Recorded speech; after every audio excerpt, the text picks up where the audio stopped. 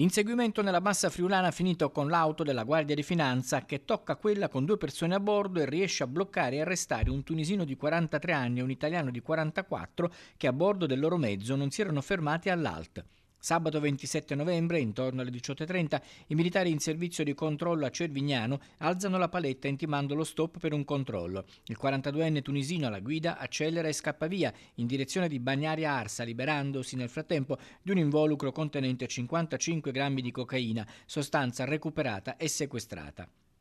I militari della Guardia di Finanza si lanciano all'inseguimento e riescono a fermare i fuggitivi, toccando la loro automobile e costringendola ad arrestare la marcia, per poi arrestare loro, facendo scattare le manette ai polsi. Condotti in carcere a Udine, il GIP di turno Rossella Miele ha convalidato a inizio settimana l'arresto e disposto per entrambi la custodia cautelare in carcere. Difesi dagli avvocati Luca Beorchia, lo straniero, e Ivano Bernardis, l'italiano, sostituito da Andrea Coluccia, i due arrestati hanno fornito una versione diversa davanti al giudice, sostenendo che non gli era stato intimato l'ALT, confermando di essersi però liberati della cocaina prima di essere stati raggiunti dalla Guardia di Finanza e toccati con l'auto.